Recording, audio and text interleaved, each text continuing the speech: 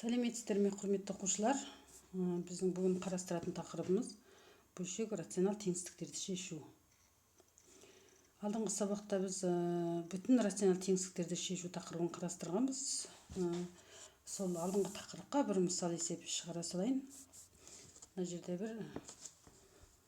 мынаны көбейткішке жіктеуіміз керек. Бірінші жақшадан x жақшаның сыртына шығарамыз. 2 шыққан кезде жақшаның ішінде x қосу 2 қалады. Екінші жақшамыз 2x азайту 1-дің квадраты екені көрініп тұр. 0-ден үлкен. Енді бұл теңсіздікті шешу үшін біз әрбір көбейткіштің нөлдерін табуымыз керек. Мына жерде x деген көбейткіш бар, оның нөлі 0-ге тең. x 1 тең 0. Осыны оқушылар ұмытып кетіп жатырсыздар. Екінші жақша x минус 2-ге тең болғанда 0-ге тең болады. Үшінші жақшамыз x тең 2-ден 1-ге тең болғанда 0-ге тең болады. Енді біз осы сандарды сандық түзуге кескіндейік. Бізде теңсіздік қатаң теңсіздік болғандықтан боялмайды. Минус 2, 0, 2-ден 1. Аралықтарды. Осы аралықтардағы таңбаны анықтауымыз керек көбейтіндінің. Бұл жерде бізде бір ескеретін жағдай бар. 2x азайту 1-дің квадраты. Жұп дәреже болған кезде осы санның, осы 0-дің, мынау 2-ден 1 деген 0, осының екі жағында таңба тұрақтылығы сақталады. Таңба тұрақты болады. Ал басқаларының дәрежелері бір мыналар. Мынаның дәрежесі 1, мынаның дәрежесі 1. Ол бірінші дәрежеде таңбалар өзгереді. Олай болса біз ең шеткі мына 2-ден 1-ден плюс x аралығында таңбаны анықтайық. Мына жерде біз x-тің орнына 100-ді қояйық. 100 плюс таңбалы, 100 қосу 2 плюс таңбалы, 200 азайту 1, оның квадраты плюс таңбалы. Үшеуін көбейткен кезде бізде плюс таңба шығады. 2-ден 1-дің екі жағында таңба сақталады дедік. Олай болса мынау да плюс болады. Ары қарай таңба өзгереді. Мынау минус, мынау плюс. Бізге керегі 0-ден үлкен аралық. Мына аралық және мына аралықтар. Олай болса теңсіздіктің шешімін жазатын болсақ, минус шексіздіктен минус 2, бірігуі 0-ден 2-ден 1, бірігуі 2-ден 1-ден плюс шексіздік. Балалар, x деген көбейткішті ұмытпаңдар.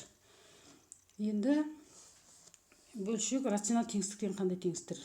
Мысалы, мынандай fx, gx, hx деген көпіншілер болса, бізде fx бөлу gx 0-ден үлкен, немесе fx hx бөлу gx 0-ден кіші немесе тең деген сияқты осындай бөлінді түрінде жазылатын болса көпіншілердің, ол бөлшек рационал теңсіздік деп аталады.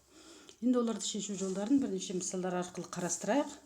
Мына жерде бізде бөлшек рационал теңсіздік берілген. Алым бөлім көбейткішке жіктелген. Енді бұлардың алымы және бөлімінің нөлдерін тауып аламыз. Бірінші x қосу 2. x тең минус 2 болғанда 0-ге тең болады. x азайту 4. x тең 4 болғанда 0-ге тең. x қосу 3. Минус 3-ті қойғанда 0-ге тең. x-тің орнына 0-ді қойғанда 0-ге тең. Енді осы нөлдерді координаталық түзудің бойына орналастырайық. Бізде бөлшектің бөлімі боялмай белгіленеді. Өйткені бөлшектің бөлімі 0-ге тең болуға болмайды. Минус 3 боялмайды. Алымын бояймыз. Минус 2 боялады. Минус 3 боялмайды. Минус 2 боялады. 0 боялмайды. 4 боялады. Аралықтарымыз. Ескеретін жағдай бізде бар ма? Бар. Мына жерде екінші дәреже тұр. Минус 2-нің екі жағында таңба тұрақты болады деген сөз. Мына екі аралықта таңба тұрақты. Қазір 4-тен үлкен сан қоятын болсақ, 10 қосу 2-нің квадраты плюс, 10 азайту 4 плюс, бөлінген 10 қосу 3 плюс таңбалы, 10 плюс таңбалы. Мынаның бәрін көбейтіп бөлген кезде мына аралықта плюс таңбалы болады. Енді таңба өзгереді, ары қарай өзгереді. Минус 2-нің екі жағында өзгермейді. Келесі аралықта өзгереді. Бізге керегі 0-ден кіші аралық. 0-ден кіші деген минус аралықтар. Олай болса, x тиісті. Минус 3x'тіктен минус 3-ке дейін минус 3 кірмейді. Бірігуі 0-ден 4-ке дейін 4 кіреді. Енді бірігуі тағы ұрыстан бар. 2 боялып тұрғандықтан 2 шешімге кіреді. 2-ның 2 жағындағы аралық шешімге кірмегенмен минус 2 деген санның өзі шешімге кіреді. Тағы бір мысал қарастыратын болсақ, берілген функцияның анықталу аймағын табыңдар дейді. Берілген функция анықталу үшін квадрат түрдің астындағы өрнектің мәні 0-ден үлкен немесе тең болу керек. Ортақ бөлімге келтіреміз, мына x азайту 3-ке көбейтеміз. Сол кезде бөлім x азайту 3 болады, алымында x квадрат, x-ті x-ке көбейтсе азайту 3-ті x-ке көбейтсе 3x, азайту 4 үлкен немесе тең 0. Енді біз x квадрат минус 3x азайту 4-ті көбейткішке жіктеуіміз керек, ол үшін түбірлерін табайық.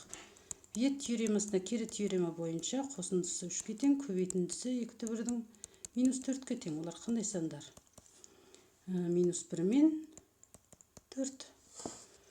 Олай болса, мына көбейткішке жіктейтін болсақ, x плюс 1, x минус 4 бөлу x азайту 3 үлкен немесе тең 0. Бөлшектің алымының 0, x қосу 1-дің 0 минус 1, x азайту 4-дің 0 4, x азайту 3-дің 0 3. Сандық түзуге кескіндейміз. Алымының нөлдері боялады. Минус 1 боялады.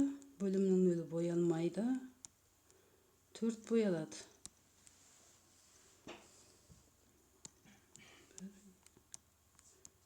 Аралық. 4-тен үлкен бір сан алайық. 5 алайық.